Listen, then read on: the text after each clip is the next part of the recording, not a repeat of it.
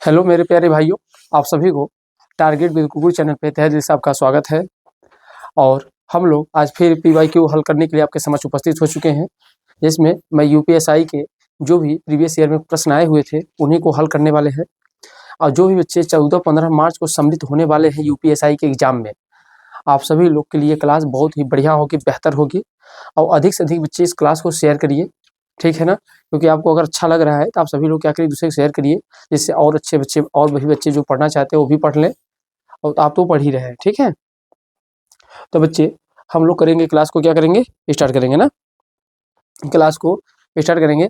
अब आएंगे देखेंगे जो हमारा पहला क्वेश्चन, उस पर कौन सा क्वेश्चन है। अच्छा, इसका बेटा जो पीडीएफ वीडियो आपको अगर चाहिए तो हमारा target with Gurukul Telegram channel, उसको ज्वाइन कर लीजिएगा, वहाँ से आपको पीडीएफ मिल जाएगा, ठीक है।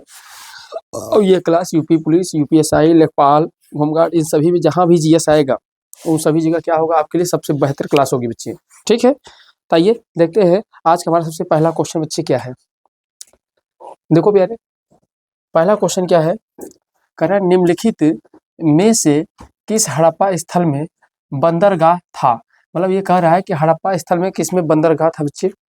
तो आपके सामने हड़प्पा है, स्थान है, लोथल है, मोहनजोदाड़ो है, आलमगीरपुर है बच्चे। बताइए इसका सही प्रश्न का उत्तर क्या होगा बच्चे, इसका सही उत्तर क्या होगा। सभी बालक फटाफट आंसर दे, या सही था। आइए देखिए आप लोग का आंसर आ रहा है, क्या है बच्चे है। तो देखिए ऑप्शन में मुझे ये बेटा, यहाँ पे क्या ऑप्शन है, बी है, और ये बेटा क्या है, सी है, राइट, और डी है। इसका सही आंसर जो होगा बच्चे क्या होगा, लोथल होगा। क्या होगा प्यारे, Lothal is the right answer. आइए थोड़ा सा हड़प्पा की बात करेंगे बेटा। अगर इसकी खोज पूछे किसने किया है बच्चे, तो खोज 1921 में किसने किया था, दयाराम साहनी ने किया था बेटा, दयाराम साहनी ने किया था बच्चे। इसके अलावा बच्चे यहाँ से और क्वेश्चन क्या बन जाएगा बच्चे, और यहाँ ध्यान दीजिए बेटा, प्लस का सिंबल हो गया। इसके अलावा आपका जो स्वास्तिक चिन्ह है इसके बारे में समझ रहे हैं, सिंबल जो स्वास्तिक चिन्ह हो गया बेटा, ये हो गया R37 कब्रिस्तान हो गया बच्चे, कब्रिस्तान हो गया। तो ध्यान देना बच्चे, आपको दयाराम साहनी प्लस स्वास्तिक चिन्ह आर कब्रिस्तान, ये सभी चीजें अगर बेटा आपसे बात किया जाए यहाँ पे मिला है। इसके अलावा बेटा यहाँ सबसे बड़ी बात है 12 कच्छों का अन्नागार भी मिला है। क्या मिला है, 12 कच्छों का अन्नागार, ये भी मिला है बेटा। मातृ देवी की मूर्ति, मातृ देवी की मूर्ति, तो ये सभी कहाँ से प्राप्त है बच्चे, यहाँ से। लोथल कहा जाए बेटा, पहली बात किस नदी के किनारे है बच्चे, तो ध्यान देना है भोगवा नदी किनारे है बेटा, भोगवा नदी है। हाँ, और कहाँ पर है बच्चे, ये गुजरात में है बच्चे, गुजरात में है। अगर आपसे मैं कहूँ लोथल इसके बारे में और बेटा क्या क्वेश्चन बन सकता है, तो ध्यान देना लोथल है, भोगवा नदी किनारे गुजरात में है। और इसे हम लोग क्या बोलते हैं, ये बोलते हैं मानव निर्मित बंदरगाह, मानव निर्मित बंदरगाह। या बेटा अगर कहा जाए सिंधु घाटी का मात्र एक ही बंदरगाह कौन बच्चे हमारे पास, यही है। और 1957 में एक सम्मान इसकी क्या किया, रंगनाथ राव ने इसकी क्या की थी, खोज किया था। 1957 में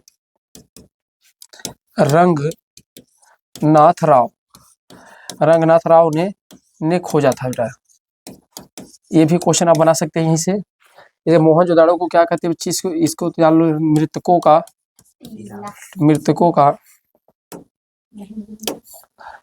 का टीला बच्चे, टीला, भूतों का, प्रेतों का टीला कहते हैं। इसे सिंधु घाटी के, ये सिंधु सभ्यता की राजधानी अगर पूछे तो कौन है बेटा, हड़प्पा सभ्यता की राजधानी कौन है, मोहनजोदाड़ो।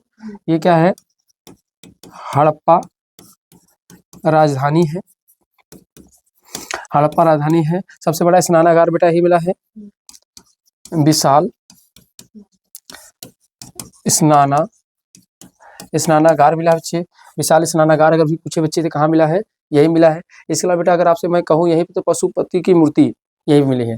आलमगीर को पूछे बेटा किस नदी किनारे है। अच्छा, खोज तो आप लोग को पता है, मोहनजोदाड़ो किसने किया था, दयाराम साहनी ने किया था, ठीक है। अरे सॉरी, इसका किया था 1922 में, किसने किया था, राखलादास बनर्जी। 1922 में बेटा किसने किया था, राखलादास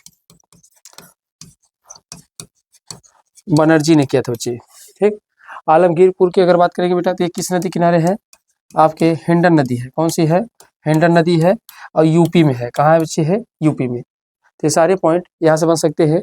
आइए चलते हैं नेक्स्ट क्वेश्चन की तरफ, ठीक है।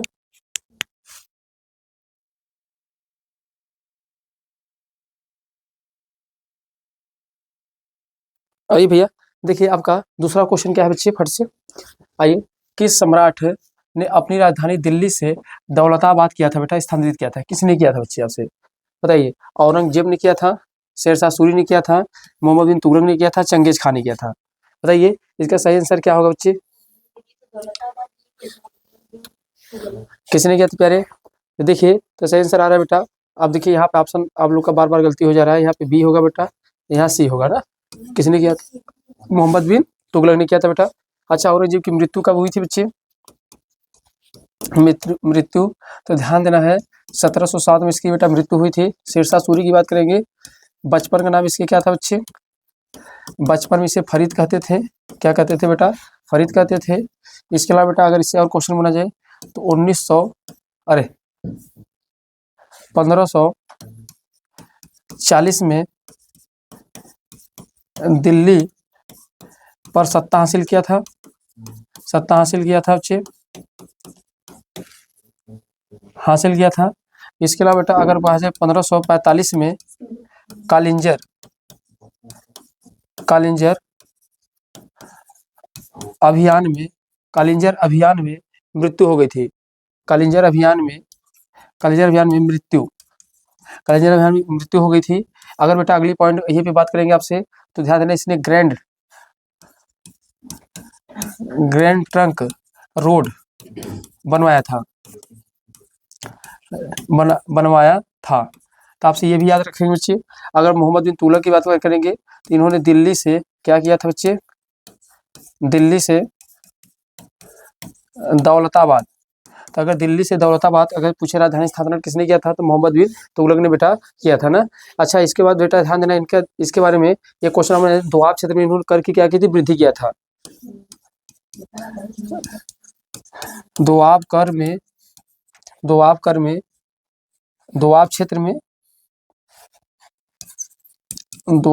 में कर की वृद्धि।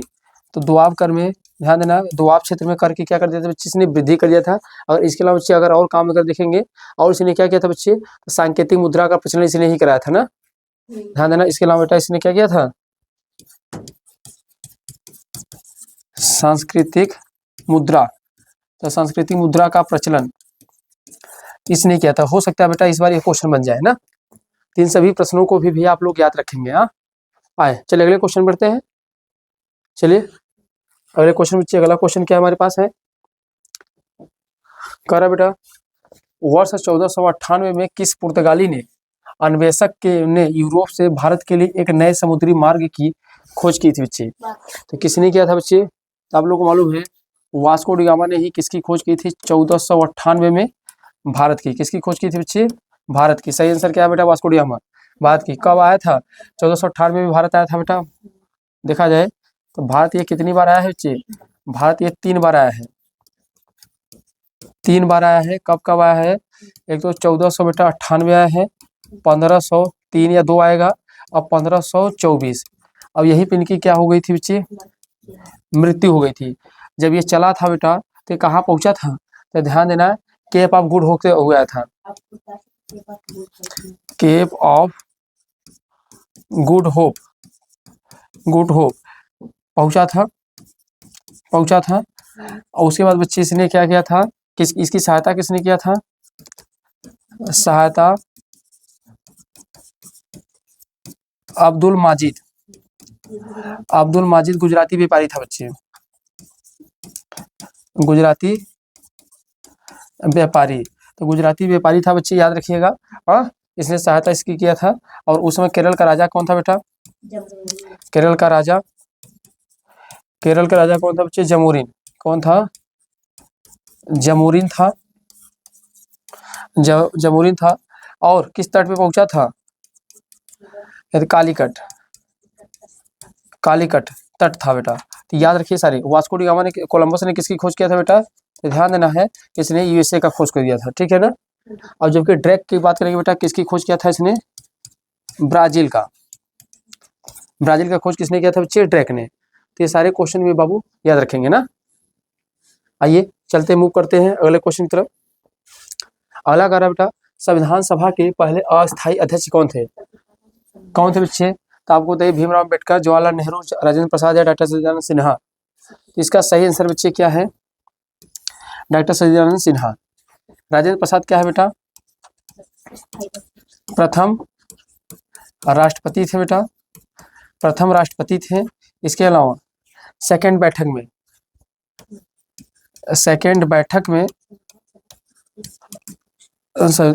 स्थायी अध्यक्ष थे, स्थायी अध्यक्ष बनाया गया था इन्हें बच्चे, ये ध्यान देना, सेकंड बैठक थे। इसके अलावा बेटा झंडा समिति के अध्यक्ष भी कौन थे? यही थे। कौन थे? झंडा समिति के अध्यक्ष। झंडा समिति के अध्यक्ष भी कौन थे? डॉक्टर जवाहरलाल नेहरू। जवाहरलाल नेहरू ने क्या किया था बेटा? 13 दिसंबर 1946 को 13 दिसंबर 1946 को इन्होंने क्या किया था बच्चे? उद्देश्य प्रस्ताव पेश किया था बेटा। उद्देश्य प्रस्ताव पेश किया था बेटा। पास कब हो गया था बच्चे? ये पास कब हो गया था? 22 जनवरी 1947 को बेटा क्या हुआ था? पास हो गया था, राइट। अगर पूछे भीमराव अम्बेडकर, ये क्या थे बच्चे? प्रारूप समिति, या इसी को हम लोग क्या बोलते हैं बेटा? ड्राफ्टिंग।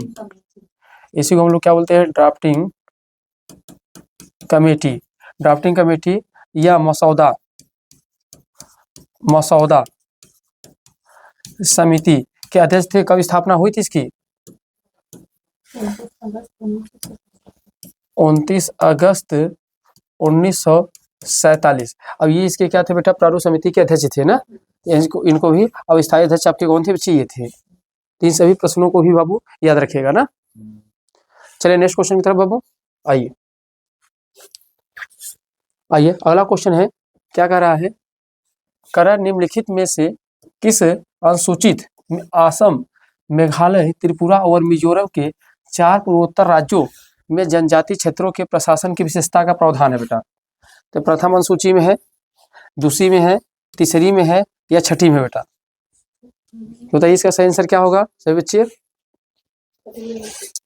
तो इसका सही आंसर बेटा क्या है आपका? D is the right answer. प्रथम में क्या है बेटा? भारत अर्थात इंडिया राज्यों का क्या है? संघ है। भारत अर्थात इंडिया राज्यों का क्या बेटा? संघ है। दूसरी में क्या है बेटा आप लोग का? वेतन भत्ता है। और तीसरी में क्या है बेटा आप लोग का? शपथ है। क्या है? शपथ है। और छठवीं में क्या है आपको? SC ST विशेष प्रावधान। ST विशेष प्रावधान है। और कितने राज्यों के लिए? 4 है। असम है, आपका मेघालय है, त्रिपुरा है और मिजोरम है। जबकि आपका जो छठा है बच्चे, जो छठा है 6th नंबर का शेड्यूल है, इसमें आप लिख सकते हैं कि यार 5th नंबर लिस्ट में बेटा क्या है? सभी राज्यों के लिए ST SC का प्रावधान, तो इनको भी बच्चे आप लोग याद रखेंगे, ठीक है। चलिए आगे बढ़े। आइए नेक्स्ट क्वेश्चन की तरफ मूव करते हैं। आइए हमारा देखिए नेक्स्ट क्वेश्चन क्या बेटा? तो इसका सही आंसर क्या है आपका? छठा, है ना। आइए देखिए, कह रहा है हमारे संविधान के अनुसार भारत क्या है बेटा? एक धार्मिक राष्ट्र है, एक धर्मनिरपेक्ष राष्ट्र है, एक पूंजीवादी राष्ट्र है, एक धनिक तांत्रिकवादी राष्ट्र है। चलिए आप लोग का एकदम सही आंसर आ रहा है सभी बच्चे का। तो इसका सही आंसर क्या होगा बच्चे? तो एक धर्मनिरपेक्ष, क्योंकि आप अगर आप बच्चे इसकी जानकारी लेंगे तब भारतीय संविधान का बच्चे, भारतीय संविधान। तो भारतीय संविधान का आप पढ़ेंगे भाग 3, जिसमें बेटा ये आर्टिकल ध्यान देना है 12 से कहाँ तक है, 35 तक है। इसी में आप पढ़ेंगे तो आर्टिकल 25 से लेकर 28 के बीच में बेटा क्या कहा गया है, धार्मिक स्वतंत्रता की चर्चा है। धार्मिक स्वतंत्रता की चर्चा बच्चे है किसमें है, आर्टिकल 25 से लेकर कहाँ तक है, 28 में। तो वहाँ आपको बताया भारत कैसा राज्य है, धर्मनिरपेक्ष राज्य है। ठीक है, इसका सही आंसर क्या होगा बाबू, तो इसका सही आंसर क्या होगा, बी होगा, भारत एक धर्मनिरपेक्ष राज्य है। ठीक है, चलिए अगले क्वेश्चन पे आइए। देखिए अगला क्वेश्चन क्या है बाबू, ये कह रहा है बच्चे, यदि किसी जनजाति को अनुसूचित जनजाति की सूची से निकालना हो तो ऐसा करने की शक्ति किसके पास प्राप्त है बेटा, तो किसके पास प्राप्त है बच्चे, तो आपका आंसर देखिएगा बेटा, इसमें क्या होगा, इसका आंसर आप लोग को, तो आप लोग को मालूम है बेटा, राष्ट्रपति, संसद, राष्ट्रीय अनुसूचित जनजाति का आयोग, संघ के मंत्री परिषद। तो बताइए भैया इसका सही आंसर क्या होगा, सी। देखो बच्चे इसका सही आंसर जो होगा बाबू वो कौन सा होगा, संसद होगा। कौन होगा, संसद। क्योंकि आपको बताओ संसद को ना आर्टिकल 232 है भैया, बात नहीं करना है और क्लास को लेना है। 300 आर्टिकल आप पढ़ेंगे 342 का बेटा 2 जब पढ़ेंगे, 342 के जब 2 पढ़ेंगे, इसमें लिखा गया है इसके तहत एसटी को एसटी सूची से निकालने का अधिकार संसद को है। क्या है, इस ऐसे लिखेंगे, इसके तहत एसटी को एसटी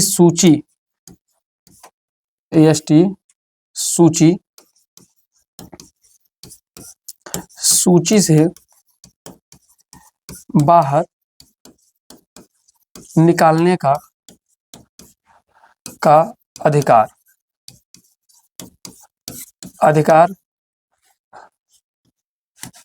अधिकार संसद को है। किसको बाबू है, संसद को। तो याद करिए आर्टिकल 342 के तहत राष्ट्रपति को ध्यान देना, सॉरी एसटी को एसटी सूची से बाहर निकालने का अधिकार है बच्चे, जबकि किसी एसटी को एसटी घोषित करने का अधिकार किसको है, राष्ट्रपति को है। तो आर्टिकल किस में राष्ट्रपति बेटा, आर्टिकल किस में बच्चे, 52 में राष्ट्रपति को है। अब इनकी एक शक्ति ये भी बेटा है, ध्यान देना, किसी भी व्यक्ति को अगर चाहे बेटा, ये क्या चाहते हैं, किसी व्यक्ति को किसी एसटी को एसटी घोषित क्या कर सकते, एसटी से घोषित करने के अधिकार है। मतलब किसी भी व्यक्ति को एसटी में प्रवेश दिला सकता है। और कोई एसटी है तो उसे एसटी से प्रवेश दिला सकता है, बाहर करवा सकता है। इसके अधिकार किसके पास है बच्चे, राष्ट्रपति। अब बेटा अगर पूछा जाए राष्ट्रीय अनुसूचित जनजाति किस आर्टिकल के तहत है बच्चे, बता सकते हो, आर्टिकल 338 ए। कौन सा इसका आर्टिकल है बच्चे, आर्टिकल 338 ए में किसका विवरण मिलता है, राष्ट्रीय अनुसूचित जनजाति आयोग का। संघ के मंत्रिपरिषद का आर्टिकल कौन है बच्चे, है संघ के मंत्रिपरिषद का आर्टिकल कौन है, आप बता देंगे 74। कितना बच्चे हैं, संघ के मंत्रिपरिषद का आर्टिकल कौन सा बच्चे, 74। अगर बच्चे आपके संसद की बात करूंगा बेटा, संसद, तो संसद का जो आर्टिकल है बाबू वो कितना है, आर्टिकल 79। इसमें एक बच्चे क्या होता है हमारा, राज्यसभा का आर्टिकल बाबू कितना है, 80 है। एक होता है लोकसभा, क्या होता है, लोकसभा का आर्टिकल कितना बच्चे, 81 ना। इनको भी बाबू याद रखिएगा, इन सभी से भी प्रश्न आपके क्या होते हैं, बनते रहते हैं आपके एग्जाम में। इसका सही आंसर बच्चे क्या होगा, बी होगा, कि किसी एसटी को एसटी सूची से बाहर निकालने का अधिकार किसके पास होता है, संसद के पास होता है। ठीक है, चलिए क्या नेक्स्ट क्वेश्चन की तरफ हम लोग आगे बढ़े। नेक्स्ट क्वेश्चन आइए, बढ़ते बेटा नेक्स्ट क्वेश्चन। देखिए ये भी आपका क्वेश्चन बहुत बढ़िया बच्चे करा है, निम्नलिखित में से लोकसभा की प्रथम महिला अध्यक्ष का नाम बताइए, कि सबसे पहली लोकसभा महिला कौन सी अध्यक्ष थी। तो बताइए बच्चे, आप लोग को देता हूँ समय फर्स्ट, इसका आंसर बताइए बच्चे कौन होगा। देखिए बच्चे तो इसका जो सही आंसर होगा बच्चे, मीरा कुमारी इज द राइट आंसर होगा बच्चे। जैसे अगर मीरा कुमारी बात कहेंगे ना, तो ये लोकसभा की क्या है बेटा, पहली महिला अध्यक्ष थी। क्या बच्चे, नहीं इनका नहीं नहीं मीरा कुमार, मीरा कुमार, ध्यान, मीरा कुमार ये नाम है मीरा, समझ रहे हैं। और ध्यान देना इसका पूरा नाम है, महिला है पर इनका नाम लिखते हैं मीरा कुमार लिखती हैं, कुमारी नहीं लिखती हैं, ठीक है। देखिएगा तो इनके बारे में बेटा कह सकते हो, लोकसभा की प्रथम महिला अध्यक्ष। पर महिला अध्यक्ष कौन से नंबर की थी बेटा, ये 15वीं लोकसभा की थी ना। अगर वही बेटा पूछा जाए लोकसभा में, इसमें वर्तमान में कौन से है बेटा, वर्तमान में कौन है लोकसभा के अध्यक्ष, कौन है बताइए, ओम बिरला। कौन है, ओम बिरला, ओम बिरला है। और कौन से नंबर के है बच्चे, ये 18वीं लोकसभा अध्यक्ष है। कौन है बच्चे, 18वीं लोकसभा के कौन है, मीरा कुमार है, ये है बच्चे, इनको याद रखिएगा ये है। अब प्रथम लोकसभा अध्यक्ष कौन थे बच्चे, आपसे पूछ लिया जाए यहीं से, तो प्रथम लोकसभा अध्यक्ष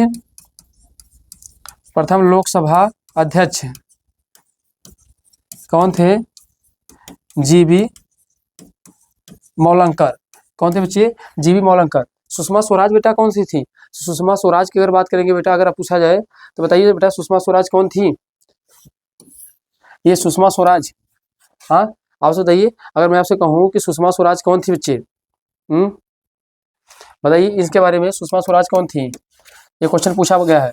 अच्छा सरोजिनी नायडू के बारे में अगर पूछा जाए, सरोजिनी नायडू कौन थी, तो ये ध्यान देना भारत की प्रथम महिला राज्यपाल थी, भारत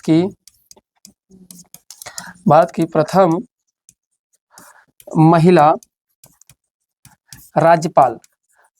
तो भारत की प्रथम महिला राज्यपाल होती। अच्छा भारत की प्रथम महिला मुख्यमंत्री कौन थी बेटा, बताओ, प्रथम महिला मुख्यमंत्री, हाँ प्रथम महिला सीएम कौन थी, सुचिता कृपलानी थी बेटा। कौन थी, सुचिता कृपलानी। सर्वाधिक बार मुख्यमंत्री बनने वाली महिला कौन सी है, सुश्री मायावती, 4 बार, ध्यान देना है। सर्वाधिक बार सीएम महिला, सुश्री मायावती जी, ठीक है। तो याद रखिए बच्चे, ये भी सारे क्वेश्चन बन सकते हैं। इसका सही आंसर क्या होगा बेटा, मीरा कुमार, ठीक है। चलिए अगले क्वेश्चन की तरफ आइए। देखिए क्या कह रहा है बच्चे, निम्नलिखित में से किस राज्य में मैंग्रोव वन का सबसे अधिक क्षेत्र है बेटा, मैंग्रोव वन। अब देखो बेटा सबसे पहली बात है, अगर मैंग्रोव वन की कहेंगे, राजस्थान दिया है, सिक्किम दिया है, उत्तर प्रदेश दिया, पश्चिम बंगाल है बेटा। अब सबसे पहले जान लो बेटा मैंग्रोव वन पाए कहाँ जाते हैं बच्चे, तो ध्यान देना बेटा, ये खारे पानी या फिर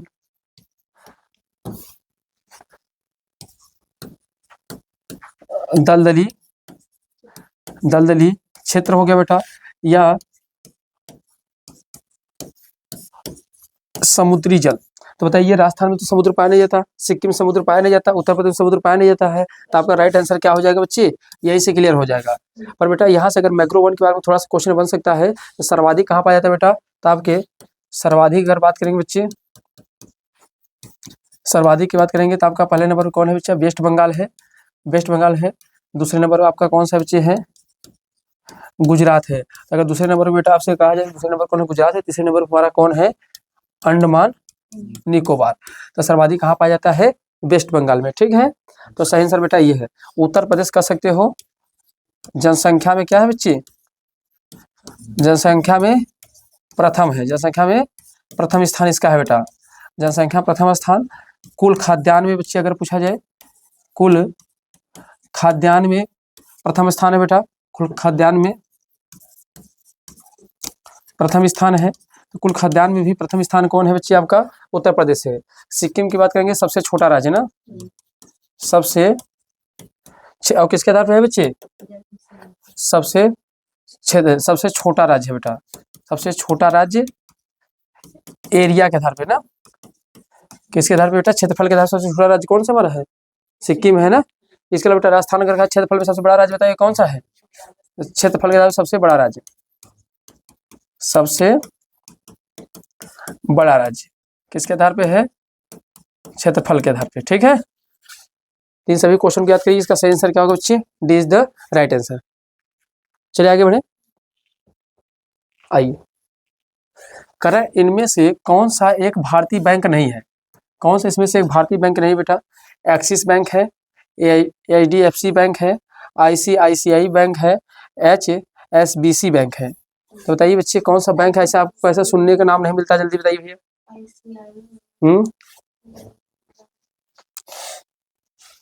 बताओ बाबू। देखिए बेटा, इसका सही आंसर क्या होगा बच्चे? D is the right answer. तो एक्सिस बैंक अगर देखा जाए बेटा, तो एक्सिस बैंक की स्थापना कब हुई थी बच्चे? 1997 में हुई थी। इसकी कब हुई है? 1994 में हुई है। इसकी स्थापना कब हुई बेटा? इसका भी, अरे 47 लिख जाओ भाई, माफ करना रे बाबू, 94। अब इसका भी कब हुआ बेटा? 1994 में भी इसकी स्थापना हुई। समझ रहे हैं? ये बैंक ध्यान नहीं बेटा। अब इन सभी के अगर देखा जाए बेटा, तीन के तीनों के अगर हेडक्वार्टर की बात करेंगे, तो हेडक्वार्टर तीनों की कहाँ बेटा है? आपकी मुंबई है ना। तो इसका सही आंसर क्या होगा बेटा? HSBC बैंक है, जो कहाँ पर है आपका? तो आप बता सकते हैं बच्चे ये कहाँ पर है? हाँ, चलिए अगले क्वेश्चन। थोड़ा पानी ला दो यार।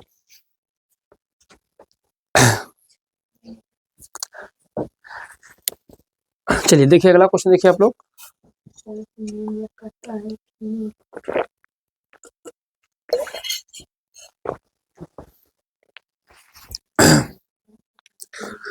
कहता है, क्वेश्चन है बाबू, कह रहा है कौन सा नियम यह कहता है कि बुरा पैसा संचरण में सबसे अच्छा पैसा बाहर करता है? देखिए बहुत अच्छा क्वेश्चन है।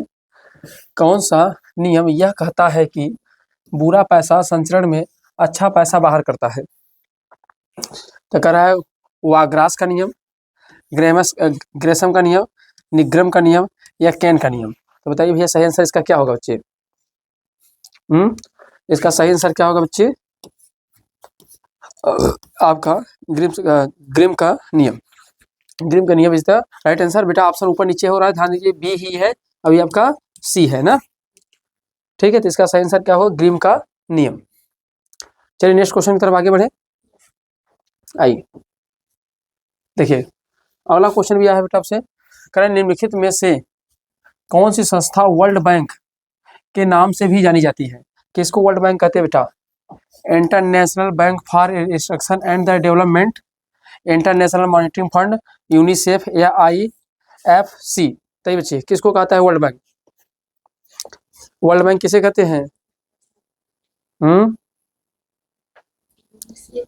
ध्यान दें बेटा, इसी को हम लोग क्या कहते हैं? इसका सही आंसर बच्चे क्या होगा? ए होगा। इसी को हम लोग क्या कहते हैं बाबू? इसी को कहते हैं world bank. World bank, world bank का हेडक्वार्टर बेटा कहाँ है? Washington DC। वाशिंगटन DC में क्या है? इसकी स्थापना हुई बेटा। अब इसमें देखेंगे कुल इसकी कितनी संस्थाएं हैं। इसकी कुल 5 संस्था है। कितनी संस्था है? 5 संस्था है। जरा से इसका नाम आप लिख लीजिए, कौन कौन संस्था बेटा? एक हमारे पास क्या है? IBRD है, IBRD है, IDA है, IDA है बेटा, IFC है, IFC है, और चौथा अगर बात करेंगे क्या है? AMIGA, और एक है ICICSID है। तो ये कुल टोटल 5 संस्थाएं मिलकर वर्ल्ड बैंक का काम करती हैं। हेडक्वार्टर कहाँ है? वाशिंगटन DC है। इसका सही आंसर क्या बच्चे है? ए। ये इसका दूसरा नाम है वर्ल्ड बैंक का। ठीक, देखिए भैया ये भी क्वेश्चन बहुत बढ़िया है। कह रहा है पारसेक किसकी मापने की इकाई बच्चे? तारों की सघनता, खगोलीय दूरी, खगोलीय पिंडों की चमक, विशालकाय, तारों की कक्षीय वेग। तो बेटा ये क्या है? सीधी सीधी इसका आंसर क्या बच्चा है? आपका आंसर क्या बेटा? B is the right answer. पर आपसे क्वेश्चन यहाँ बनेगा बाबू, क्या बनेगा? आपसे पूछेगा एक पारसेक बराबर कितना होता है? तो एक पारसेक बराबर बेटा अगर आपसे पूछेगा, एक पारसेक बराबर 3.26 मल्टीपल प्रकाश वर्ष। अगर एक पारसेक बराबर पूछेगा बेटा तो क्या होता है? ये ध्यान देना है, दूरी मापने की मापने की सबसे बड़ी इकाई है। तो दूरी मापने की सबसे बड़ी इकाई कौन है चाहिए है। अच्छा, आपसे क्वेश्चन ये पूछ ले, एक प्रकाश वर्ष बराबर कितना होता है। एक प्रकाश वर्ष बेटा अगर 9 पॉइंट कितना होता है बेटा, 9 पॉइंट कितना होता है 46 मल्टीपल 10 के पावर 15 मीटर होता है। तो एक प्रकाश वर्ष बराबर कितना होता है आपका 9.46 मल्टीपल 10 के पावर 15 मीटर होता है, एक प्रकाश वर्ष के बराबर होता है बच्चे। और दूरी मापने सबसे बड़ी इकाई कौन होती है, पारसेक होती है, यह दूरी नापती है। ठीक है, आगे चलें जी। चलिए आइए देखिए, अगला क्वेश्चन बढ़िया है। कह रहे बच्चे पानी का घनत्व पर सर्वाधिक होता है। पानी का घनत्व सर्वाधिक कब होता है, किस पे होगा बच्चे। चलो 12 डिग्री सेल्सियस पे, 8 डिग्री सेल्सियस पे, 4 डिग्री सेल्सियस पे या 0 डिग्री सेल्सियस पे। बताइए जरा सा पानी के बारे में, इसका सही आंसर क्या होगा पानी का बेटा। हाँ क्या बाबू, क्या रहा, पानी का घनत्व सर्वाधिक होगा किस डिग्री सेल्सियस पे, पानी का घनत्व सर्वाधिक होगा। इसका 0 पे वो बर्फ बन जाएगा ना, उसका हाँ सही आंसर बताना बच्चे, गलती मत करना।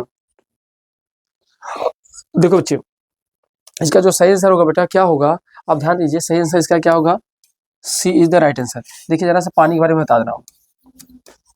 पानी के बारे में क्या है बेटा, इसका सूत्र तो आप लोग को पता ही है, H2O होता है। अगर बेटा इसका मैं कहूँ आपसे H2O होता है, इसका अणु भार कितना होगा बच्चे, अणु भार कितना होता है बेटा 18 ग्राम होता है। अगर आपसे पूछा जी कौन सा बंध से बनता है ये बेटा, सहसंयोजी बंध होता है। अगर 4 डिग्री सेल्सियस पे अगर है बेटा कोई चीज़, अगर 4 डिग्री सेल्सियस है बेटा, तो इस पे ध्यान देना कि दो चीज़ें होंगी, जल का घनत्व सबसे अधिक होगा और आयतन सबसे कम होगा। तो 4 डिग्री सेल्सियस पे दो घटना घटती है, घनत्व अधिक और आयतन, बड़े फोन आ जाते हैं यार, आयतन कम। हाँ भैया प्रणाम।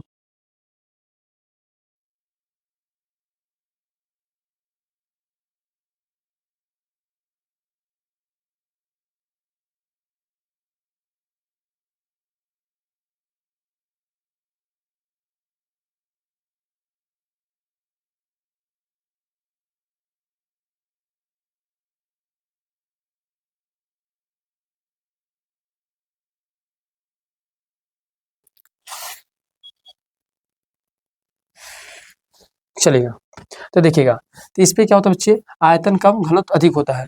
और जब ये 4 डिग्री सेल्सियस से जब ऊपर जाते हैं तो उसका जस्ट ऊपर उल्टा हो जाएगा बेटा।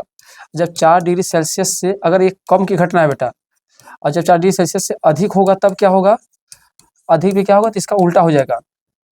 अब क्या होगा, घनत्व तो कम और आयतन क्या होगा बच्चे, आयतन अधिक। बोलो बात समझे नहीं समझे। और उसके बाद बेटा 100 डिग्री सेल्सियस पे उबलता है, क्या कहता है, पानी उबलता है। और जब आपका 100 डिग्री सेल्सियस प्लस हो जाता है तो वाष्प बनता है। हाँ वाष्प बनने लगेगा, भाप बनने लगेगा। तो अगर पानी से क्वेश्चन बनेगा बेटा तो ये सारे क्वेश्चन बनेंगे, इनको याद रखिएगा ना। ठीक है, हमारा आंसर तो मान लीजिए हमको पता है, पर इसके अलावा जो और क्वेश्चन बन सकते हैं ये आपकी स्क्रीन पर है। चलिए आगे क्वेश्चन की तरफ मूव करें। आइए, कह रहा है NaCl में क्या होता है, अध्रुवी बंध होता है, ध्रुवी सहसंयोजी बंध होता है, धात्विक बंध होता है, आयनिक बंध होता है।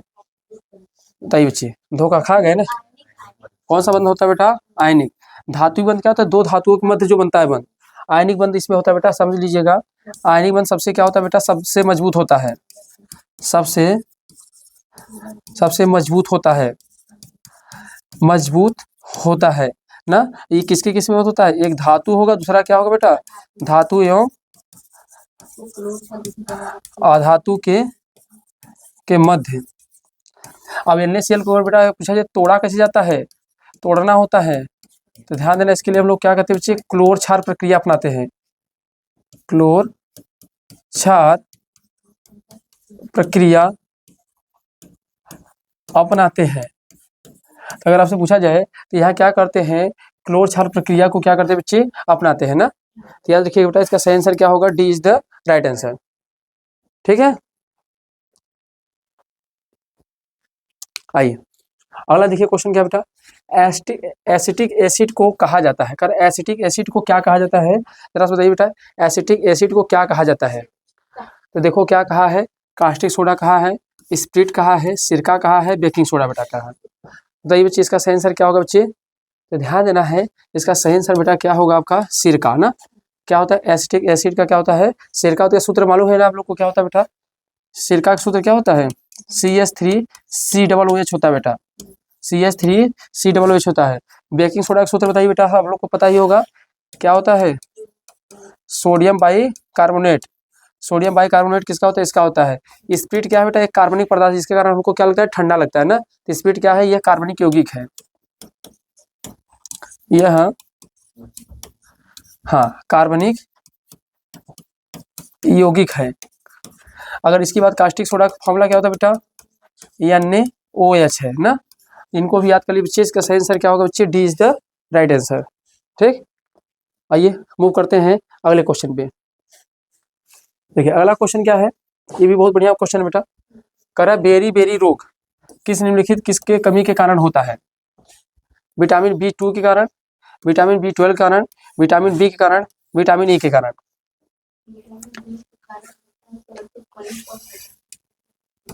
बताइए भैया, देखिएगा इसको सही आंसर क्या होगा बच्चे, क्या हो जाएगा, विटामिन बी।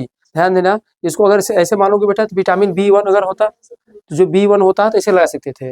अब ध्यान देना बेटा, विटामिन बी है आपका, अब विटामिन के नाम से बेटा आपसे क्वेश्चन पूछ लिया जाए बेटा, तो आपको मैं बता रहा हूँ, विटामिन B12 से ध्यान देना, इसमें क्या होता है, विटामिन B12 की कमी से कौन सा रोग हो जाता है, और विटामिन B5 का ना पेलाग्रा रोग होता है। तो ध्यान देना, विटामिन जो विटामिन B5 है बेटा, इसके कारण कौन सा रोग होता है, पेलाग्रा रोग। विटामिन अगर बच्चे विटामिन ए की बात करेंगे तो विटामिन ए से बात करेंगे बेटा, रेटिनॉल होता है, इसका रसायन नाम होता है।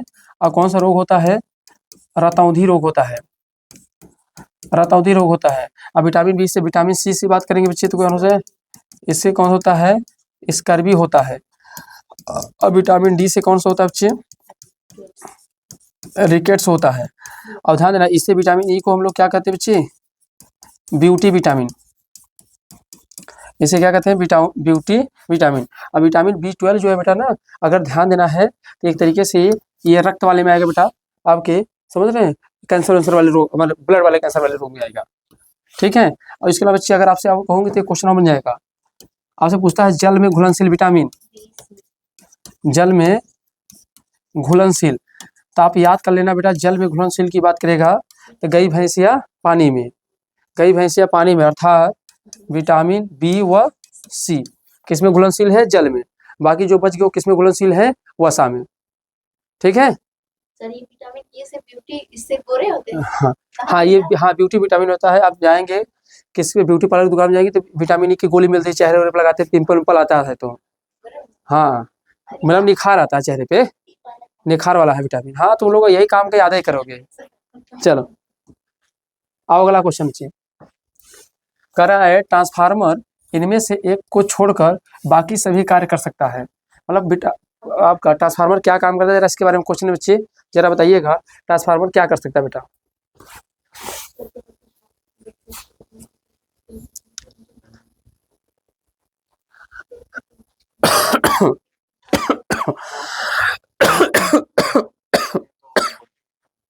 देखेगा, प्रत्यावर्ती बोल्ट को बढ़ा सकता है, बिल्कुल बढ़ा सकता है। प्रत्यावर्ती बोल्ट को, धारा को बढ़ा सकता है, प्रत्यावर्ती ऊर्जा को बढ़ा सकता है, प्रत्यावर्ती बोल्ट को कम कर सकता है। तो बताइएगा इसका सही आंसर जो बेटा क्या होगा आपका, इसका सही राइट आंसर क्या होगा बच्चे आपको। तो देखो क्या कर रहा है, प्रत्यावर्ती बोल्ट को बढ़ा सकता है, प्रत्यावर्ती धारा को भी क्या कर सकता है, बढ़ा सकता है, प्रत्यावर्ती वोल्टेज को कम भी कर सकता है, पर प्रत्यावर्ती ऊर्जा को बढ़ा नहीं सकता बच्चे। इसका ध्यान देना, सही आंसर क्या होगा सी।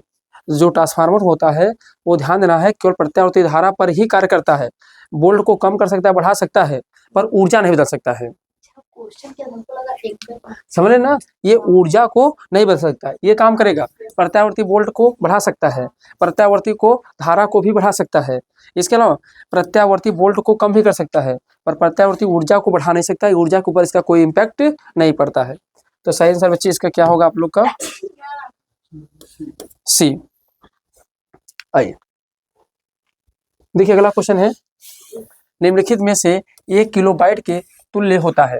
अब कह रहा है बेटा 1 किलोबाइट के तुल्य कौन सा होता है बच्चे आपका? हाँ, इसका आंसर ऑलरेडी मैं आपको बता दे रहा हूँ, कितना होता है बेटा आपका? D is the right answer, क्योंकि इसका विवरण मैंने इसके पहले वाले क्लास अगर आप देखेंगे तो इसमें पूरा विवरण मैंने आपको दे दिया है, 1 बाइट गीगा सब कुछ मैंने बता दिया, गीगा टेरा सब, तो उसको वाले पहले वाले इसका प्रैक्टिस देख लीजिएगा, प्रैक्टिस क्लासेस, ठीक है। आइए चलते हैं अगले क्लास में। देखो भैया, करा दशमलव संख्या का 106 को द्विपद्धति में परिवर्तित कीजिए।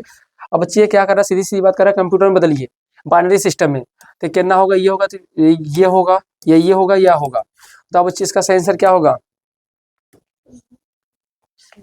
बेटा? कंप्यूटर जो चलता है ना, बाइनरी सिस्टम चलता है ना, तो ध्यान दें इलेक्ट्रॉनिक मशीन जो होता है या तो 0 या तो 1 से ही प्रदर्शित किया जाता है। ध्यान देना है,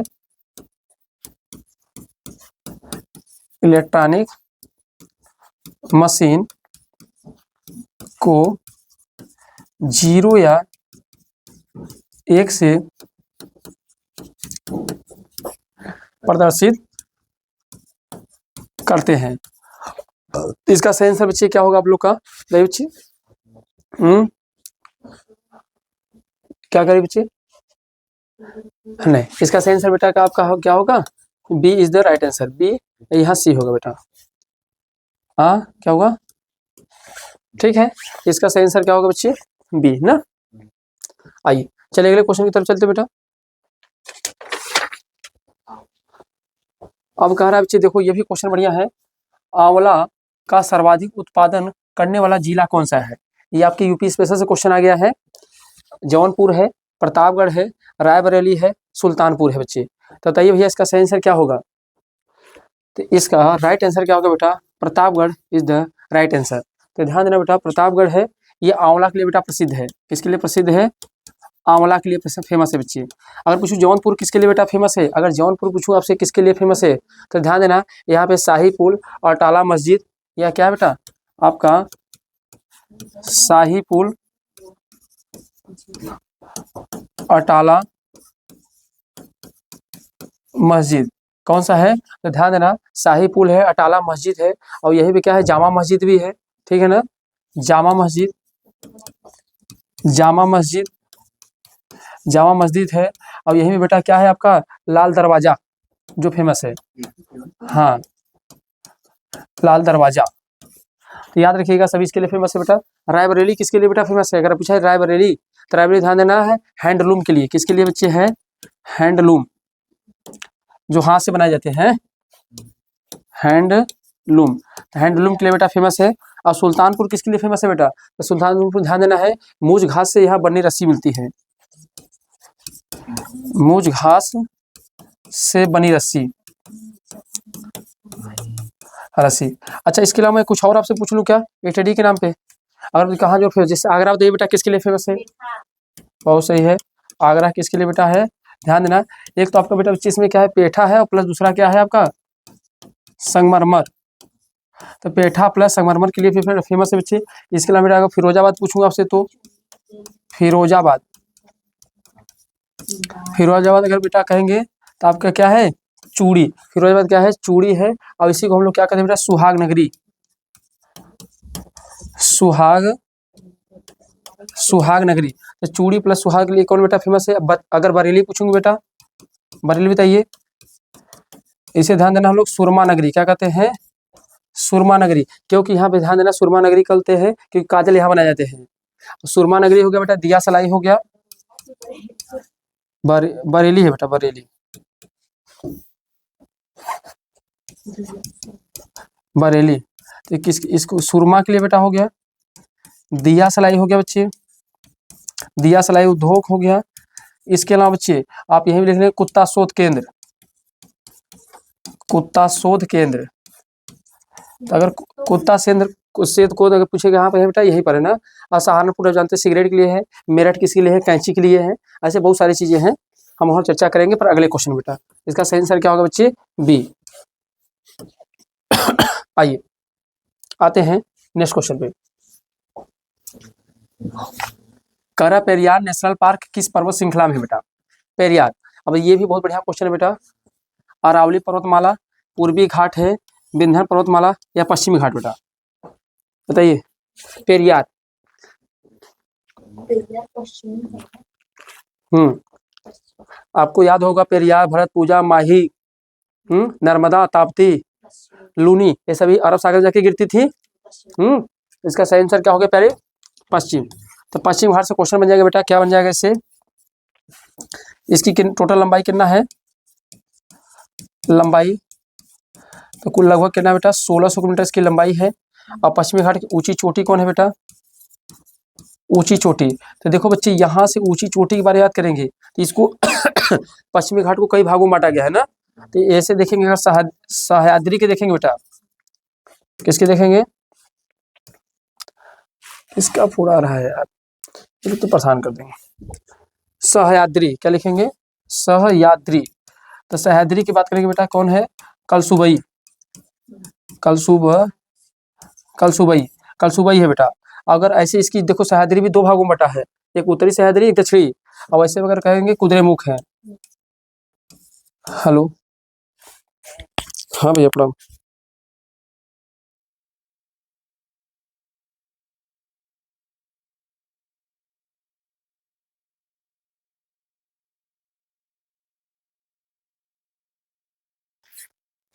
चलिए देखिएगा, कुद्रेमुख है। और उसे अगर देखा जाए बेटा, यहीं पे अगर बात करेंगे हम लोग तो याद कर लीजिएगा, नीलगिरी है। क्या है इसी में? क्या बेटा आपकी? नीलगिरी पर्वत है। और नीलगिरी पर्वत की अगर बात करेंगे बेटा तो हमारे पास कौन सी है? आपको याद होना चाहिए, दुद्दा बेटा। इसकी चोटी कौन है? दुद्दा बेटा। और कितना है? 2637 मीटर है। और इसी में अगर और आगे बढ़ेंगे बेटा तो आगे अगर अगला पढ़ेंगे कौन है हमारा, तो इसी में देखो अन्नामलाई पहाड़ी है। कौन है? अन्नामलाई पहाड़ी। और अन्नामलाई पहाड़ी की ऊंची चोटी अगर पूछा जाए कौन सी है, तो इसके कौन से बेटा आपको? इसका क्या है? 2697 है ना। 2697 है। कितना है बेटा? आप लोग सोचते हैं 2695 है ना। 2695 मीटर है। और कौन सी है यहाँ पे? छवि अन्नामुदी। अन्नामुदी इसकी सबसे ऊंची चोटी है बच्चे। और इसी सबसे नीचे जाएंगे तो सह्याद्री। अरावली अगर कहेंगे तो कितना है बेटा? इसकी लंबाई कितनी है? 800 किलोमीटर है। इसकी ऊंची चोटी कौन से है? गुरु शिखर। कितना है? 1722 मीटर है। कितना है? 1722 मीटर है। ये क्या है बेटा? आपका विंध्यन पर्वत है ना, विंध्यन है। इसकी लंबाई कितनी है बेटा? इसकी लंबाई कितनी है? 1200 किलोमीटर। बच्चे जब कभी डिटेल पढ़ना ज्योग्राफी तो आपको पूरा डिटेल पढ़ाएंगे हम। अभी तो बस ऐसे ही समझ लो कि फैक्ट चल रहा है। ठीक है, आओ। कह रहा है गिद्धा किस राज्य का लोक नृत्य है बच्चे? बहुत अच्छा क्वेश्चन है। गिद्धा, तो ध्यान दें बेटा, अगर गिद्धा की बात करेंगे बेटा तो आपका राजस्थान लिखा है, उत्तर प्रदेश, पंजाब, बिहार। बताइए भैया कहाँ का है? इसका सही आंसर बेटा आपका है क्या है? पंजाब है। कहाँ का है? पंजाब। अगर पंजाब का है बच्चे ये गिद्धा है। यहाँ पे कौन कौन से हैं? एक तो आपको बच्चे ध्यान देना, गिद्धा है।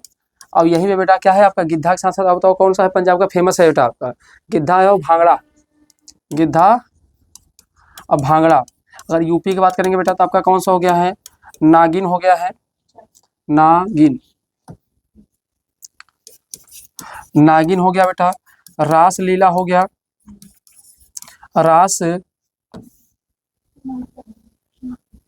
रास लीला। नौटंकी हो गया। हाँ, तो रास लीला आपकी, नौटंकी, ये सभी कहाँ के हैं? इसके अलावा बेटा आप कह सकते हो कजरी हो गया। कौन सा हो गया बेटा? कजरी हो गया। झूमा हो गया। झूमा। अच्छा, बिहार की बात करेंगे बेटा, बिहार की कौन कौन सी है आपकी? छऊ, कर्मा, चेकवा। छऊ हो गया, कर्मा हो गया, कर्मा, चेकवा। और राजस्थान में तो आप लोग को पता है बेटा आपका घूमर है। घूमर हो गया। काठवेलिया हो गया। कठपुतली हो गया। ये सभी कहाँ है बेटा, घूमर, काठबलिया, कठपुतली सभी कहाँ का है बच्चे, राजस्थान का है। तो इसका सही आंसर बच्चा क्या होगा, पंजाब। ठीक है, आगे बढ़े। देखिए अगला कार्य बच्चे, आलू में ब्लैक हेड किसके कारण होता है? भंडारण में CO2 की कमी कारण, भंडारण में रोशनी की कमी, भंडारण में ऑक्सीजन की कमी, या बोरान की कमी।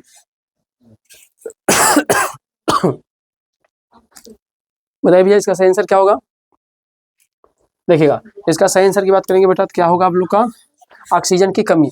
जब ऑक्सीजन की कमी हो जाती है तो इसमें कौन सा रोग हो जाता है बेटा, इसमें ध्यान देना, आलू में ब्लैक हार्ट होता है। कौन सा रोग हो जाता है बच्चे, ब्लैक हार्ट रोग होता है, याद रखेंगे। अगर बेटा आलू में अगर बात करेंगे, आलू में क्या होता है, ब्लैक हार्ट होता है बच्चे। अगर पूछे गन्ना में कौन सा होता है बच्चे, गन्ना में लाल सड़न, लाल सड़न रोग होता है बेटा गन्ना में। देखो चूहेंगे तो बीच बीच में क्या होगा, रेड टाइप हो जाएगा। अगर पूछे आपसे दूसरा बेटा, गेहूं में अगर पूछा जाए, गेहूं में, गेहूं में तो गेहूं में बेटा आप याद कर लीजिए, करनाल, करनाल बंट होता है। अगर धान में पूछेंगे बेटा आपका, धान में, तो धान में आप याद कर सकते हैं किसको, किसको याद कर सकते हैं, ब्लास्ट को। किसको याद कर सकते हैं, ब्लास्ट लिख सकते हैं, पाई लिख सकते हैं, पाई जिसको पड़ता है पाई, ब्लास्ट या पाई, आपको इस तरीके से आप याद कर सकते हैं। अगर अच्छा पूछे मक्का में अगर पूछे बेटा मक्का में अगर पूछे हरित बाली, ऊपर से एकदम हरा हरा दिखाई देगा पर उसके अंदर क्या होगा बच्चे, दाना नहीं होगा। तो हरित बाली किस में होता है बच्चे, मक्का में होता है। ठीक है, तो ये सभी रोग को भी याद कर लीजिए। इसका सही आंसर क्या होगा बच्चे, सी इज द राइट आंसर। चलिए अगले क्वेश्चन पे आइए। अगला कह रहा है बेटा, आइडेंटिफिकेशन ऑफ परमिशन एक्ट, कैदी शिनाख्त अधिनियम की धारा 4 व 6 के अधीन अपराध का विचार कौन करता है? अगर कोई भी कैदी शिनाख्त अधिनियम के तहत अगर 4 व 6 के अधीन अपराध का अगर पूछे विचार कौन करता है, मजिस्ट्रेट प्रथम श्रेणी, कार्यपालिका मजिस्ट्रेट, मजिस्ट्रेट द्वितीय श्रेणी, जिला मजिस्ट्रेट। तो बताइए भैया इसका सही आंसर क्या होगा बच्चे। इसका सही आंसर बच्चे क्या होगा, ये होता है, ये होता है। धारा 4 और 6 में बेटा लिखा क्या गया है, धारा 4 और 6 में अगर आपसे पूछा जाए कि लिखा क्या है, तो बेटा इसमें ये लिखा गया है कि आप सबूत के तौर पे किसी भी व्यक्ति के सबूत के तौर पे उसकी पुतली का स्कैन कर सकते हैं, पुतली का स्कैन, हाँ, इसके अलावा अंगूठा का निशान, अंगूठा का निशान, अंगूठा का बेटा निशान रख सकते हैं, पुतली का स्कैन कर सकते हैं, अंगूठा का निशान रख सकते हैं, हस्ताक्षर रख सकते हैं, और क्या रख सकते हैं, हस्ताक्षर हो सकता है, और आवाज का नमूना रख सकते हैं, आवाज, आवाज का नमूना, कि मतलब इन सभी को आप सबूत के तौर पे अपने पास रख सकते हैं। अब ये कहाँ पे होते हैं बेटा, तो मजिस्ट्रेट के प्रथम श्रेणी के पास। ठीक है, चलिए नेक्स्ट क्वेश्चन चले। चलिए देखिए अगला क्वेश्चन है, सोनभद्र जिले को स्पर्श करता है बेटा कितने जिलों को बेटा कर रहा है, 2 राज्यों की सीमाओं को, 3 राज्यों की सीमा को, 4 राज्यों की सीमा को, 5 राज्यों की सीमा को। तो अगर मैं आपसे बता दूं बच्चे, ये यूपी है बेटा, क्या है, यूपी है। तो अगर यूपी की बात करेंगे बेटा तो ऊपर इसे टच कौन करता है बच्चे, नेपाल, कौन करता है, नेपाल इधर टच करता है। फिर कौन करता है बच्चे, यूके टच करता है, कौन करता है, यूके। फिर कौन टच करता है इसे, हिमाचल प्रदेश, कौन करता है, हिमाचल प्रदेश। फिर और कौन टच करता है बेटा, हरियाणा। और बीच में ही बेटा आपका कौन सा है, आपका यहीं पर दिल्ली, दिल्ली, दिल्ली टच करता है। उसके बाद आपका दिल्ली हो गया बेटा, इसके बाद कौन है, इसका आपको टच करता है, एमपी करता है, एमपी बाद कौन करता है, छत्तीसगढ़ टच करता है छत्तीसगढ़। इसके बाद कौन, झारखंड टच करता है बेटा। इसके अलावा कौन टच करता है बच्चे, बिहार। तो 1 1 2 3 4 5 6 7, एक राज्य और कौन सा छूट गया बेटा, टोटल 8 राज्य टच करते हैं ना। और कौन सा हो गया, हाँ, यूके हो गया, हिमाचल प्रदेश, हरियाणा, दिल्ली। अच्छा देखो बीच में छूट गया बेटा, कौन सा आपका छूट गया, इसी बीच में क्या है आपका, राजस्थान।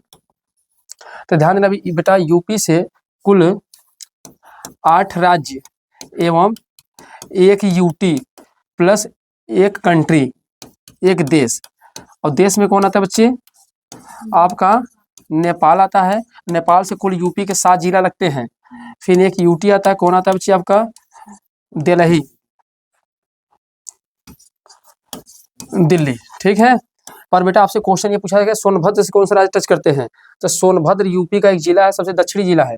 अगर मैं आपको यही बना दूं, यहाँ पे अगर ये यूपी है बेटा, तो यूपी का दक्षिणी जिला जो है बेटा कौन है, सोनभद्र है। कौन है, सोनभद्र है। और सोनभद्र से आपके 4 राज्य सीमा टच करते हैं बेटा, कौन कौन से हैं, बिहार हो गया, बिहार हो गया, आपका झारखंड हो गया, झारखंड हो गया, इसके बाद छत्तीसगढ़ हो गया बेटा, और एमपी हो गया, ठीक है। अगर पूछे बेटा उत्तरी जिला कौन सा है बेटा आप लोग से, अगर उत्तरी जिला पूरे है, हाँ तो अगर देखो दक्षिणी जिला सोनभद्र है, उत्तरी जिला अगर पूछा जाए तो बेटा आपका कौन सा है, आपका शामली। कौन सा है, शामली है, सहारनपुर है बेटा, कौन है, सहारनपुर, सहारनपुर है बेटा। अगर पूछा जाए पूर्वी जिला कौन सा बच्चे आपका, बलिया, कौन है, बलिया। और पश्चिमी जिला पूछे बेटा कौन है, शामली, कौन है, शामली। तो यूपी के पश्चिमी जिला शामली है, पूर्वी जिला बलिया है, दक्षिणी जिला सोनभद्र है, उत्तरी जिला कौन है, सहारनपुर, ठीक है। तो इनको आप याद रखिएगा बच्चे। तो ये कितने राज्यों से सीमा टच करती है, 4 राज्यों से, ठीक है। किसे किसे करती है आपको बता दिया गया है। आइए अगला क्वेश्चन करता है, भारतीय दंड संहिता आईपीसी धारा 53 किस विषय के संबंध में है, बताइए बेटा। आपराधिक, साजिश, सामान्य अपवाद, बहकाव या दंड। देखिए देखो बच्चे इसमें क्या है, इसमें कुल मिला के किसका प्रावधान है, दंड का। 53 यह कहता है कि जो दंड होगा वो दंड 2 प्रकार का होगा। इसमें किसकी बात किया है, जीवन कारावास की, किसकी बात किया गया है, जीवन कारावास। और जीवन कारावास 2 प्रकार का होगा बेटा, एक आपका सरल होगा, अब एक आपका बच्चे क्या होगा, जटिल होगा। एक सरल होगा, अब ये क्या होगा बेटा, जटिल होगा।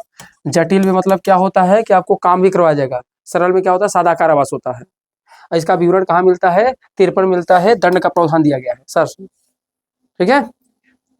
चले अगले क्वेश्चन की तरफ चले। आइए देखिए ये भी क्वेश्चन बहुत तगड़े तार है बेटा, जरा से इस क्वेश्चन को देखिए।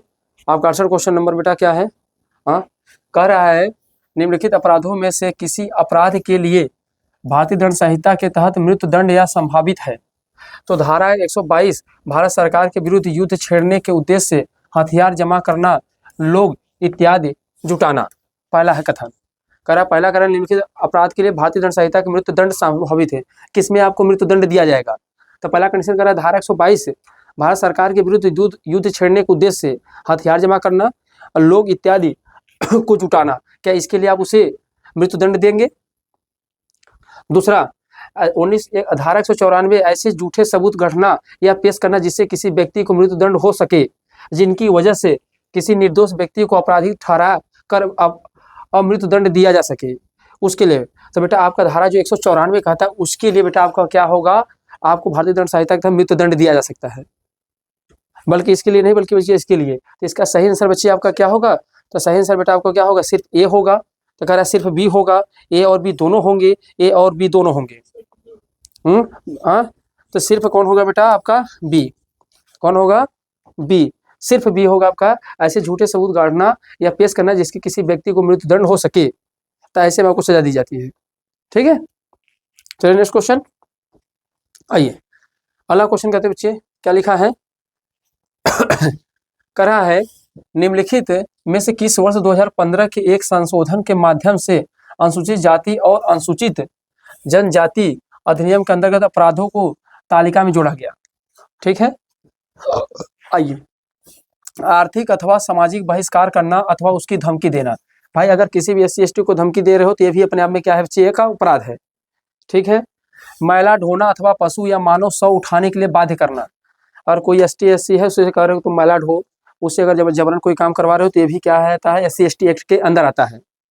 अनुसूचित जाति अनुसूचित जनजातियों को जाति के नाम से सार्वजनिक तौर पर गाली देना। अगर जाति के आधार पर गाली देते हो तभी SC ST आपके ऊपर लग सकता है। हाँ, किसी सम्मानित एवं दिवंगत अनुसूचित जाति या अनुसूचित जनजाति के व्यक्ति को अपमान करना अथवा अनुसूचित जाति अनुसूचित जनजातियों के लोगों के विरुद्ध में देश भाव को बढ़ाना। अगर देखा जाए बेटा तो ये चार के चारों ही, इसका नंबर क्या सी नहीं बेटा, क्या होगा, ये सी ही होगा। चारों ही बात सही है। अगर कोई भी ऐसा करता है तो ये चारों अपराध की श्रेणी के अंदर आएगा। कौन सा अपराध मिलेगा सरकारी? मतलब इसमें सब कुछ आपको सजा है, एससी एसटी एक्ट के तहत बहुत सारे प्रावधान है, आपको दंड दिया जाएगा। ठीक है, चलिए अगले क्वेश्चन तरफ बाबू आइए। हाँ देखो ये क्वेश्चन बढ़िया है। इस यातायात प्रतीक का अर्थ क्या है? इस यातायात प्रतीक का अर्थ बाबू क्या है, जरा से इसको देखिए। उसी स्थान पे आ जाएगा। हाँ, तो लिखा है बाएं से आ रहे वाहन को रास्ता देना, गोल रास्ता सभी दिशाओं से वाहन आ रहे हैं, ये आगे रास्ता घूम कर है। 70 का सही आंसर क्या होगा बेटा? तो ये क्या कर रहा है बच्ची, ये प्रतीक है। अब ये इस तरीके से सिंबल बनाया गया है। जब इस तरीके से सिंबल बनाया गया है तो ये क्या है, ये गोल चक्र के बारे में बता रहा है। रास्ता कैसा है, घुमावदार है, सर्किल है। समझ रहे हैं? अभी यातायात नियम पढ़ाया जाएगा। आगे रास्ता कैसा है, घूम कर है, घुमावदार है ना। हाँ तो ध्यान दीजिए। अरे मैंने बना दिया भाई। चलो अगला क्वेश्चन क्या कर रहा है भैया, निम्नलिखित में से कौन सा सूचना का अधिकार आरटीआई अधिनियम के अंतर्गत सूचना प्राप्त नहीं कर सकता? मतलब आपसे सूचना कौन नहीं प्राप्त कर सकता बच्चे, इसके बारे में क्वेश्चन है बच्चे। कह रहा है भारत में निगमित कंपनी, गैर सरकारी संगठन, विदेशी। हाँ तो देखो बच्चे आंसर केवल सी है, और ए बी सी है, ए और बी है, ए और सी है। तो इसका सही आंसर क्या होगा बच्चे? बेटा आपको बताऊं तो, अगर आपको बताऊं तो इसका सही आंसर क्या होगा? A B C. आप सूचना का अधिकार अंतर्गत सूचना प्राप्त, अगर भारत में निगमित कोई कंपनियां हैं, या गैर सरकारी संगठन कोई है, या विदेशी कोई लोग हैं, तो आप उससे सूचना नहीं इकट्ठा कर सकते। ठीक है ना। अगर पूछा जाए बेटा आरटीआई एक्ट आया कब था बच्चे, आरटीआई एक्ट आया कब था, आया कब था बेटा? तो 12 अक्टूबर 2005। कब आया था? 12 अक्टूबर 2005 को आया था। अब ये इन तीनों के ऊपर क्या होता है, लागू नहीं होता है। आप इनसे सूचना अगर दे या ना दे, इनकी स्वतंत्रता है, आप जबरन नहीं ले सकते हैं। ठीक है, चलिए अगला क्वेश्चन देखिए बच्चे। करा एक मानवाधिकार कार्यक्रम द्वारा दायर की गई किसी जनहित याचिका ने इस बात पर बल दिया कि चिकित्सा के पेशे से जुड़े हुए हर सदस्य का यह सर्वोपरि दायित्व है कि वह किसी भी प्रक्रियागत औपचारिकता की प्रतीक्षा न करे और हर घायल नागरिक को जल्द से जल्द चिकित्सा सहायता उपलब्ध कराए। कहा जा रहा है, कहने मतलब अगर कोई एक्सीडेंट कर दे रहा है बच्चे, अगर मैं आपसे कहूँ देखिएगा, अगर कोई कहीं पे किसी व्यक्ति के एक्सीडेंट हो जा रहा है, कुछ भी हो जा रहा है, तो बिना हॉस्पिटल में जब लेके पहुंचे, किसी भी प्रक्रिया के उसका इलाज तुरंत संभव हो जाना। जैसे आज के समय हॉस्पिटल आप पहुंचेंगे तो तुरंत पहले आपका इलाज चालू हो जाएगा, उसके बाद दूसरा कार्य होगा, है ही नहीं है। पर पहले ऐसा नहीं होता था। पहले आप कागज कार्रवाई करिए तब भर में आदमी मर जाता था। तो पहले इलाज उसे सख्त दिया जाएगा। तो इसके किस केस में कहा गया था बच्चे, क्वेश्चन ये है। एसपी गुप्ता बनाम भारत संघ, मध्य प्रदेश राज्य बनाम मदन लाल, समता बनाम आंध्र प्रदेश राज्य, परमानंद कटारा बनाम भारत संघ। तो बताइए भैया इसका सही आंसर क्या होगा बच्चे? हाँ तो इसका सही आंसर बेटा अगर बात करें तो इस मुद्दे को किसने हाईलाइट किया था? परमानंद कटारा बनाम भारत संघ के बाद में। ठीक है, तो इसका सही आंसर क्या होगा? परमानंद। क्या हो गया? चलिए देखिए ये भी देखिए क्वेश्चन बढ़िया है भैया। करा किसी न्यायिक मामले में सुप्रीम कोर्ट ने कहा था कि कलात्मक स्वतंत्रता के नाम पर महात्मा गांधी जैसी ऐतिहासिक रूप से सम्मानित व्यक्ति के खिलाफ अश्लील भाषा का प्रयोग नहीं किया जा सकता। मतलब कोई भी हमारे पास, अगर हमारे जो भी स्वतंत्रता सेनानी थे, जिन्होंने हमको आज़ादी दिलाया, फिर ऐसे जो भी व्यक्ति हैं जो सम्मानित हैं, और उनके खिलाफ किसी प्रकार का अश्लील भाषा का प्रयोग नहीं करेंगे। यह बात किस एक्ट के तहत किया गया था बेटा? हाँ कौन सा इसका सही आंसर होगा बेटा? बताइए। 73 का। एसपी गुप्ता बनाम भारत संघ, कृष्णमूर्ति बनाम शिव कुमार, देवीदास बनाम महाराष्ट्र का राज्य और बंधुता मुक्ति मोर्चा बनाम भारत संघ। हाँ देखिए बेटा इसका सही आंसर क्या होगा आपका, देवी दास बनाम क्या होगा, महाराष्ट्र का राज्य है। अभी कब आया था मामला बेटा, 2015 में आया था। कब आया था, 2015 में। ठीक है देखिए भारतीय संविधान लागू होने से पहले भारत का प्रशासन मूल रूप से किस दस्तावेज के अनुसार होता था। तो आपको बताइए ये एक्ट तो पढ़ाई जा चुका है। कह रहा है east India stock redemption act 1873, भारतीय स्वतंत्रता अधिनियम 1947, भारतीय सरकार अधिनियम 1919, भारतीय सरकार अधिनियम 1935। भैया आपको बताया गया था भारत सरकार अधिनियम 1935 के अनुसार ही क्या होगा कि जब तक भारत को आज़ादी नहीं मिल जा रहा है, जब तक भारत का संविधान नहीं बन जा रहा है, तब तक हम लोग 1935 एक्ट के तहत ही देश का संचालन करेंगे ना, देश का संचालन उस समय हम लोग करेंगे। ठीक है ना, इसका सही आंसर क्या होगा बेटा 1935। और 1919 को हम लोग क्या बोलते हैं, चेम्सफोर्ड सुधार, क्या बोलते हैं, चेम्सफोर्ड सुधार बोलते हैं। आइए संसद सत्र से आरंभ होता है, संसद का सत्र से आरंभ होता है बच्चे, इसका भी क्वेश्चन बहुत बढ़िया बच्चे। बताइए 75 का सही आंसर क्या होगा बच्चे। कह रहा है लोकसभा अध्यक्ष के संदेश से राष्ट्रपति मंत्रिपरिषद के और विपक्ष के नेताओं के बीच एक बैठक से दोनों सदनों में राष्ट्रपति के संयुक्त अधिवेशन से सदन के सभी नए सदस्यों द्वारा शपथ ग्रहण से संसद सत्र से आरंभ होता है। कब से आरंभ होता है तो ध्यान देना बेटा, संसद अगर सत्र पूछे आरंभ कब होता है तो ध्यान देना बच्चे, यहाँ इसका दोनों सदनों में राष्ट्रपति के संयुक्त अधिवेशन से आर्टिकल 108 के तहत क्या है बच्चे आपका संयुक्त अधिवेशन। इस संयुक्त अधिवेशन को बुलाता कौन है बच्चे, आपको बुलाता कौन है, बुलाता है कौन है आपका राष्ट्रपति। पर इसकी अध्यक्षता पूछे कौन अच्छा करता है बच्चे, अध्यक्षता की बात करेंगे बच्चे तो लोकसभा अध्यक्ष, लोकसभा अध्यक्ष।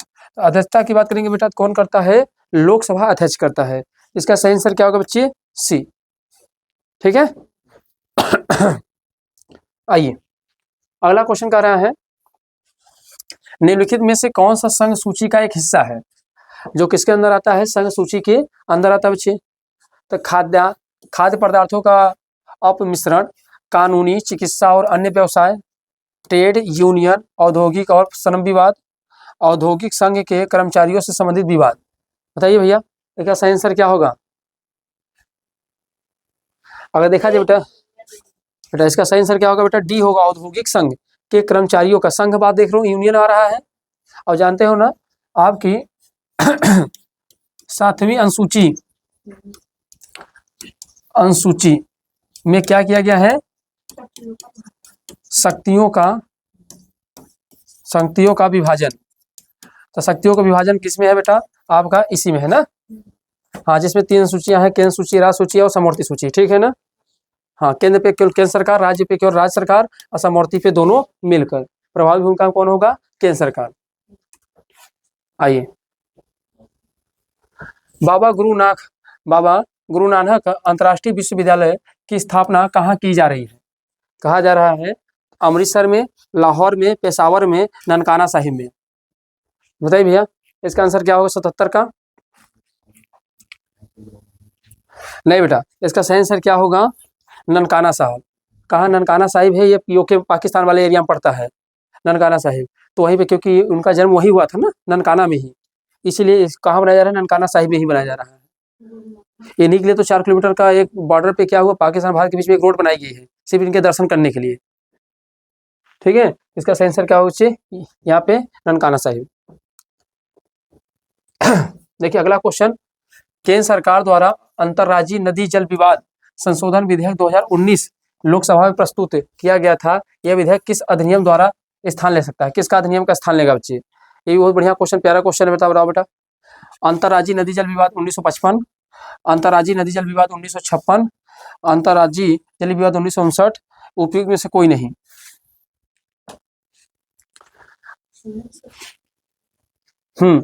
बेटा इसका सही आंसर क्या है, 1956 में आया था अंतर्राज्यीय नदी जल विवाद। ये दो जो नदियां होती है जब 2 राज्यों में जाती हैं तो उन्हीं के बीच मध्यस्थता करता है, बंटवारा करता है अगर कोई विवाद उत्पन्न होता है तो। तो इसी को संशोधन किया गया था 2019 में। ठीक है, तो इसका सही आंसर क्या होगा बच्चे? बी। अगला क्वेश्चन क्या है बच्चे?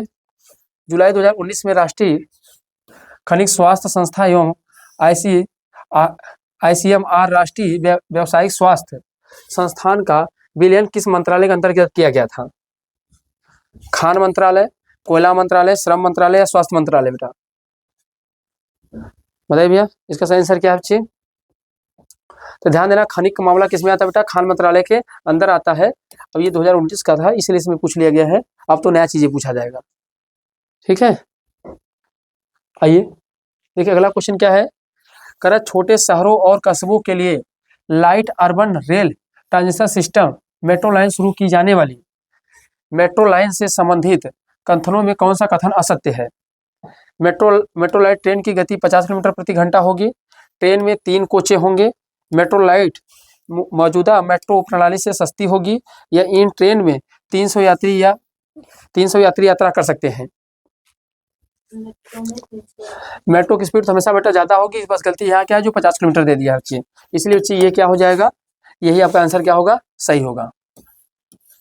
ठीक है, तो आज हमने ये देखिए आप लोग का 40 क्वेश्चनों का प्रैक्टिस था। आप लोग बताइएगा कमेंट के माध्यम से आपको वीडियो कैसा लग रहा है, क्लास कैसा लग रहा है। और क्लास बेहतर लग रही है, हमारी मेहनत आपको समझ में आ रही है बेटा, इसे अधिक से अधिक शेयर करिए, लाइक करिए, सब्सक्राइब करिए। और फिर मिलते हैं अगले क्लास में अगले प्रैक्टिस सेट के साथ। तब तक के लिए सभी को जय हिंद, जय भारत।